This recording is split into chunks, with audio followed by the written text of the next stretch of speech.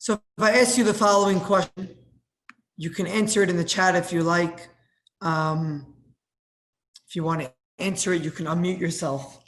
If I ask you the question, why was the Beit HaMikdash destroyed? Famous question that I'm sure you've been asked many times, or you've thought of, or you learned. If I asked you to answer the question of why the Beit HaMikdash was destroyed, what would be your answer? What would be the classic answer maybe that's given or that you've learned of why the Beit HaMikdash is destroyed?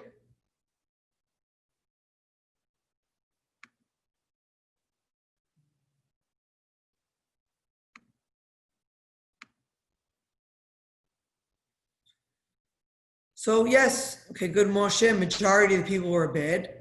Okay, we're talking about the evil, but what exactly was bad in what Am Yisrael were doing, right?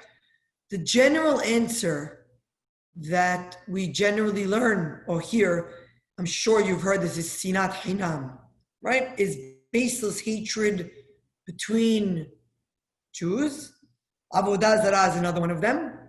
Amongst them, like Gilui Arayot, Shevichut Damim, right? Murder, improper relations, Avodah Zarah.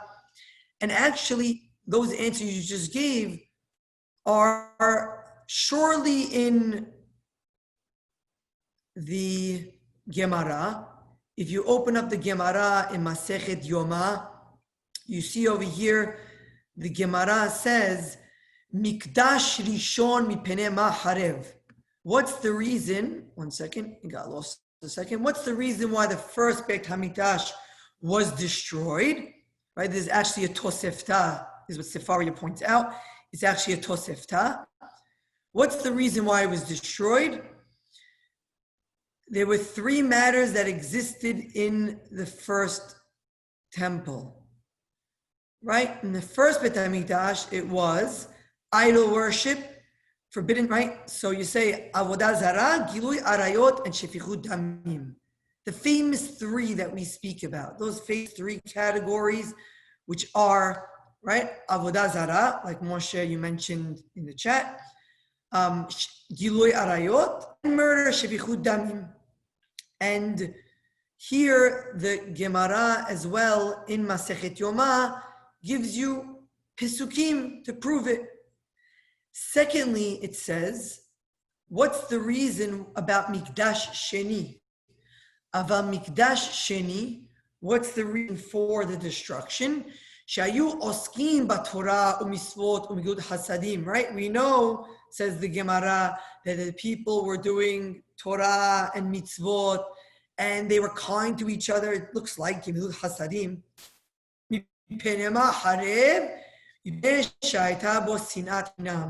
Because even though they might have been doing the actions, there was a hatred from one to another. To teach you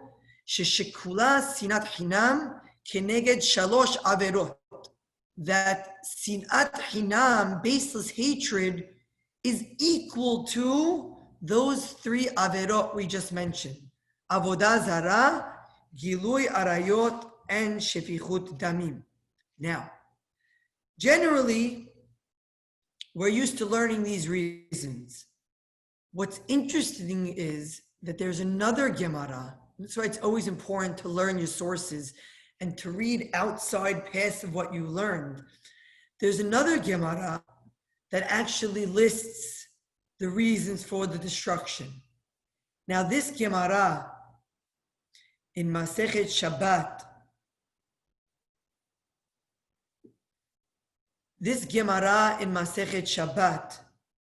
we're in Masechet Shabbat, Daf Kof Yod Tet Amud Bet, 119b. And here the Gemara gives different reasons. Actually, it's a list. We're going to go through 8 different reasons. And it doesn't say which Beit HaMikdash this is for. But what's interesting is that none of these reasons are going to mention Avodah Zarah, I don't think, from what I remember. Not going to mention Sinat Hinam. The reasons mentioned mentioned here are a bit different. And let's go through them. It's important to read them because the Gemara put them there for us on purpose, for a reason, for us to read them and learn them. So yes, we know the reasons that we're used to, but I think learning past that is crucial. So Amar BeAb, okay, BeAb says, La hareba Yerushalayim ella bishvil shebitelu kiryat shema shacharit ve'arbit. The first reason listed for the destruction is because of the purposeful rejection of kiryat shema shacharit ve'arbit, of not reading kiryat shema. Gemara says, where do we know that from? We know that from a pasuk in Yeshaya. Pasuk says as follows: Hoy mashkime baboker shechar yirdofu. It says in the pasuk, and we're actually going to open up that pasuk and read it. Pasuk says, the complete pasuk: Hoy mashkime baboker shechar yirdofu me'achare baneshef yayin yadlikem. It says, woe to those who chase liquor from early in the morning until late in the evening, they're inflamed by wine. Gemara says that's talking about rejecting the reading of Kiryat Shema. Instead of waking up in the morning to go run and read Kiryat Shema, because we know that the Gemara mentions, right, the early morning, we're talking about waking up. By sunrise was supposed to be the ideal time for Kiryat Shema, is that time. And here instead, the people are running after wine. They're running after not mitzvot like Kiryat Shema here mentioned. Rather, the pasuk, the next pasuk says, "V'haya chinor v'nevel tof v'halil v'yayin mishtehem." Now we're used to in the prayers, we say in the fifth Hallelujah, Halu b'nevel v'chinor v'tof u'mahol. That's how we praise God. And instead of praising God with the tefillot, Am Yisrael is running after yayin, right? For drunkenness. Ve'et Adonai lo yabitu u'ma'aseh yadav lo ra'u. And therefore, the Gemara points out that the next pasuk says, Lachen gala ami mibeli da'at. And we all know that wine takes away a person's da'at. It can ruin and hurt a person's proper knowledge that they need, especially when it comes to knowledge of God. And so back to the Gemara says over here, Ve'et po'al Adonai lo yabitu uchtiv lachen gala ami mibeli da'at. That is the first reason. This is the reason of BeAb for the destruction of Yerushalayim. Next reason, Amar Rab Hamnuna, La hareva Yerushalayim ela bishvil shebitelu ba tinokot shebet Rabban. So you know the reason why destruction happened? He says no. It's because of the fact that the school children were interrupted from studying Torah. But not only interrupted, look at the word here carefully. Bitelu.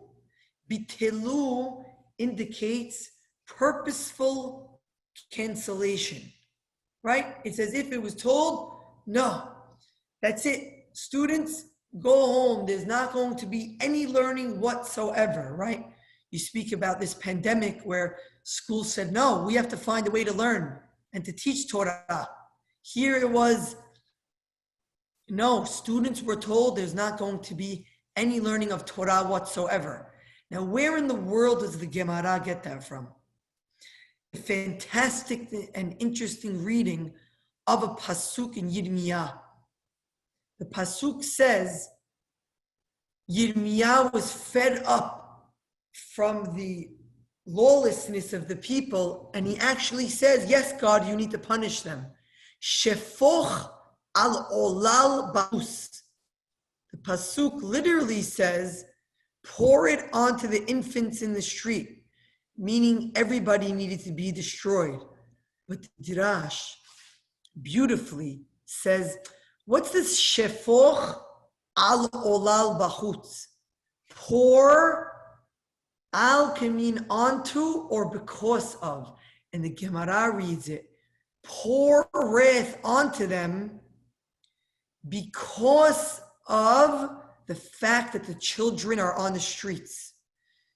Due to the fact that the children are on the streets and they're not learning the Torah that they should be learning, therefore, that brought the destruction. Now let's stop and think about that. The idea of children learning, especially young children, especially you get to the question of what's so important about young children learning? Well, it's crucial. The young children, we know at a young age, they're forming their ideas about HaKadosh Baruch Hu, about Torah, about mitzvot. And when you take that away, you take away the very foundation of Judaism. You take away the very foundation of what a person needs in order to grow up with the right values. And therefore, says Rabbi Munah, that takes away our ability of Am Yisrael to succeed. Shefoch, Yirmiyah said, destroy them for it. Okay, that's reason number 2. Number 3, Amar Ullah, La hareba Yerushalayim illa mipnei shelo haya lahem boshet panim ze mizeh. There was no embarrassment. People acted without any embarrassment. Shene'emar, hovishu ki to'eva asu gam bosh lo yevoshu. How terrible. When people act and there's no embarrassment for the way they're acting. As Moshe, you mentioned before in the chat, let me just read that again. You spoke about bad. People were bad. But you could have people that are acting bad and they really feel bad about it. I mentioned this morning in my class about the fact that God said, even an animal knows who its owner is and to go back to its owner. And here, Bnei Israel are not returning to God. There's no embarrassment. Now, Moshe, I want to address your question you just asked. This is a beautiful question. That the first 2 reasons that I mentioned, that the Gemara mentioned, seemed very specific. The concept of Kiryat Shema and the concept of the children learning, right? They seem less broad and very specific reasons for the destruction. And I think that's the point. It's an excellent question and I have to address it. The Hachamim said, but that's the point. When you have people waking up in the morning and their goal and their focus is not Kiryat Shema, their goal and their focus is not running to the school to learn. So what becomes focus? What becomes done? What's done? Well, what's done? We see what replaces Kiryat Shema in the morning? Drunkenness. What replaces the learning? Children in the street. And we know what happens when those things happen. The results are disastrous. You must keep people engaged with a Torah-filled world in order for the Beit HaMikdash to exist, in order for us to exist as a nation. And so this third reason of not having busha, not having embarrassment, it is also a very specific deed because it's pointing out that when you're acting, you should have some embarrassment if you're doing something wrong, right? When people have embarrassment, by the way, I'll mention that for a moment. When we have, as human beings, have embarrassment when we do something wrong, because we're not perfect. And we're going to do something wrong. It's going to happen. But when we don't have that embarrassment that comes with it, the road to Teshuvah is very, very long because we can't even feel bad about what we're doing. That's pretty awful, the Gemara says. Now, the next one is actually very specific. Amar Rabbi Ishaq, La hareba Yerushalayim, ella bishvil shehushvu Khatan ve'gadol. The young and the old together were equalized. We're told you're the same. Shene'emar ve'ayach ha'am ka'kohen, uchtiv batre hibok tibok ha'aretz. Gemara says, when you make the leader and the layman the same, and they're on the same level, Gemara says that brings destruction. I'm going to illustrate with an example. A student asked me this morning, Rabbi, do you wear tefillin on Tish'a BeAb? And we all know there are different customs. I told the boy, who I know his great-grandfather very well, I want you to ask your great-grandfather and follow what he does. And when I did that, I'll comment that it wasn't about that I don't know what I do, but I actually have so much respect for the student's great-grandfather of knowing minhagim that I felt inadequate enough when it came to certain minhagim of the community. Yes, there are different minhagim. And I felt that the older know much more. The Gemara is saying that when that breaks, when the younger think that we know more than the older, that I know more than the older generation, that leads to destruction. Because you lose tradition, you lose mitzvot, you lose understanding what is important when it comes to the older, right? So it's very important to realize, and yes, the level of respect, right? Someone once asked me, that the halakha that it comes to when standing up for an older person, whether they learn it or not, is crucial. When you start to say that the older is the same as the young, it's not true, right? And that's why I try many times, people that know me, if I could, to learn from those that come from the older generation, because that's crucial. It leads to continuity of our nation. The next reason relates more to one of the previous reasons that we read. Amar Rav Amram bereh de Rabbi Shimon bar Abba. Amar Rabbi Shimon bar Abba, Amar Rabbi Hanina. Oh, by the way, it's great that the next statement that the Gemara chooses, right? It chooses to put it in a certain order. And we just spoke about the chain of tradition. It's Rav Amram, the son of Rabbi Shimon bar Abba, in the name of Rabbi Hanina. So you're saying in the name of someone else. La hareba Yerushalayim ela bishvil shelo hochichu zeh et zeh. Now this one's a little bit more difficult. That the reason is because people did not rebuke one another. Now that doesn't mean that I should come to you and start yelling and screaming at you for the averah that you're doing. No. It means that when people can't tell others what they're doing wrong in a way that I'm looking out for you and I care about you and I want you to improve, society becomes corrupt, right? We need to be able to tell each other when we are doing something wrong, when we are at fault. Very good, Moshe, like Eli and his children, right? We need to be able to tell others that they're at fault. And the pasuk that's brought is from Echa. Hayu sarea ke'ayalim lo maseu mir'eh. Right? Lo maseu mir'eh. Hayu sarea ke'ayalim. Her ministers were like stags that found no pasture. The idea was they don't face each other face to face. The one animal, when they're eating, their face is the other's tail. They don't want to look at each other when they're eating.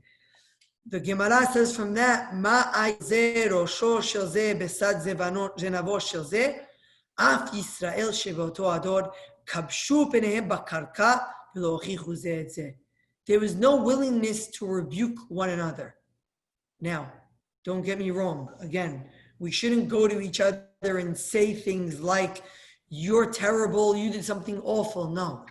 But we should be able as a society to some extent, feel comfortable to say, there's something wrong with what was just done. And we need to an extent feel comfortable with that, because that's how people improve, when we help each other. The reason why they couldn't is because people were fighting so much they couldn't. It was all coming from a place of hate.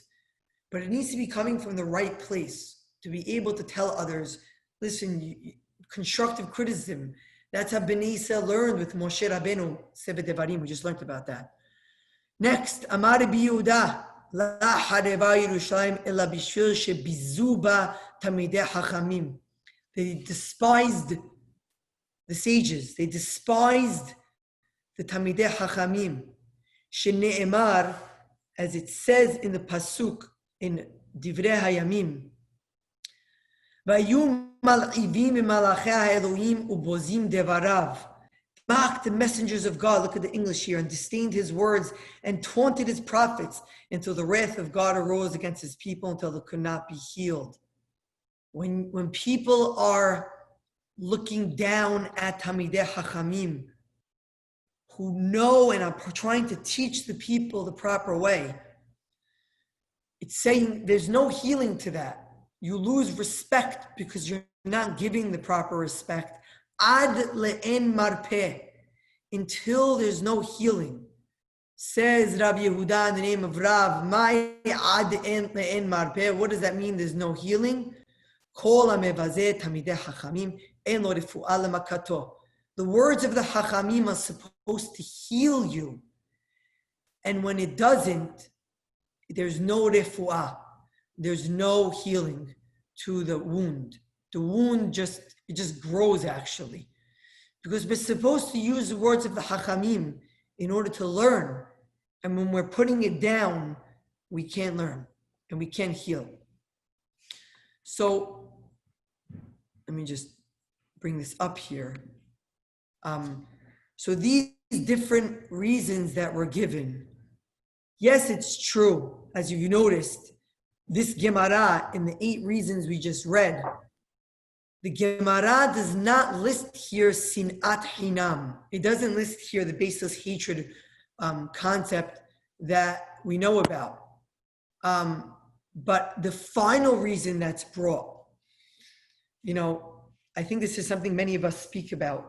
When you speak about despising Tamidei Hachamim, and you speak about losing the Tamidei Hachamim, look at this final reason that's brought over here. Ve'amar Rabbi, La hareva Yerushalayim ela bishvil shepasku mimenu anshe amana. Do you know why the Yerushalayim was destroyed? Because we lost people of emunah and amanah, trustworthy. Shene'emar shotetu bechusot Yerushalayim ur'una ud'u ubakshu b'chovotea. Can you find anyone oseh mishpat mevakesh emunah ve'eslach la? And we say that in the Tahanun. Anshe emunah abadu. Right? We lost people of the proper way. Right? Relating back to what I spoke about of respect of the elders and Tamidei Hachamim. And then back to the point of the school teachers and the school system of that time being shut down and the learning that's done, right? It all builds this idea, back to this idea of people who are knowledgeable, who are trustworthy, who can pass down our tradition in the proper way.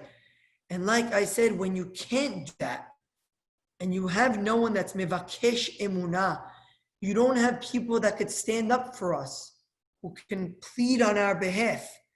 And that's the danger of, back to the question we had before, of not having the right focus, of running in the morning to say Kiryat Shema and Tefillah in the morning, of not running to respect Hachamim and to respect elders, like Sally mentioned, and to our focus being that we can't even rebuke one another, is because we're not looking for the right cause. And that ultimately needs to be what it is. You have to stand up for what's right. And that's anshe emunah, anshe amanah, standing up for what's right.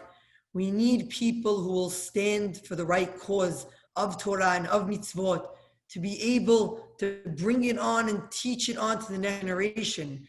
And when we have that proper focus on Torah of mitzvot, on Hachamim, on when we speak to each other and we see each other, we're willing to rebuke in the proper way of what Torah should be. That ultimately will bring the binyan of Beit HaMikdash. It will bring the Geulah and the redemption, but we have to be able to be focused on those things. Thank you everyone for joining. Like I mentioned in my earlier class, there are more classes going on. The next set of classes will start at 1:30. So please go to scatorah.org to make sure that you're signed on for classes for the rest of the day.